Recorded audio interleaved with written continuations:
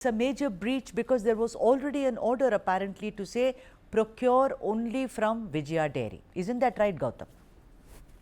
Absolutely. The tender is basically, it highlights the corruption of this one bureaucrat, this one woman called L Rama Devi, and she has violated a sanctimonious tradition here. And she's committed such a grave mistake. And by violating this tradition, you have actually put doubts in the minds of thousands and lakhs of devotees. Because, like you rightly pointed out, when the case came out about Tirupati laddus there, Supreme Court made a very interesting observation. Please leave politics away. Please keep gods away from politics. But as long as corrupt officials are there, it doesn't seem like it's going to be the case.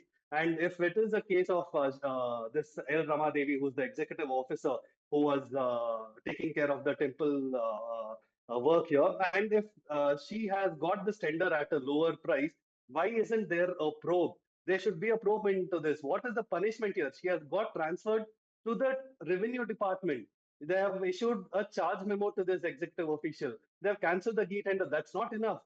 Now, test the ghee. You have to get it tested and check that any violations are not there now. Animal lard is something that is Hindus will never agree to consume. And once again, bring the tradition back here. And this woman has been at the forefront of another controversy where she's gone to a temple, she's gone and invited the minister without, while breaching protocol. The protocol is basically that she has to get a couple of priests and a senior official who's part of the Vaidika committee to go along and then do it. But now there's an important festival that is coming up in January, but she did it without this. So all this indicates because of one woman's grave mistake here, uh, there are lots of doubts in the minds of devotees. You're absolutely right, Gautam, because the news item not just spoke about her breach so far as the ghee is concerned, but also about her breach of protocol. And you know, what you were telling our viewers just now, Gautam Shankar, is what which really struck me as well. That why is there not a probe? And I'll tell you why. On the screen, we'll play how important this temple is. It's called Dakshina Ayodhya. This is one of the Divya Kshetras. It is very, very sacred.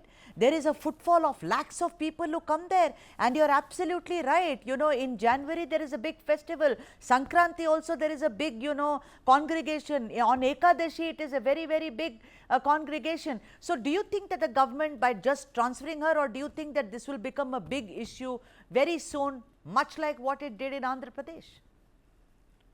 Hopefully it will, because Tirupati, as we know it, it gets the highest footfall among any religious pilgrimage centers. But Bhadrachalam, this particular temple, yeah, maybe not so much, but still during Ram Navami, during Mukoti Ekdasi, there's lakhs of people who congregate, and this prasadam of the laddu is consumed here.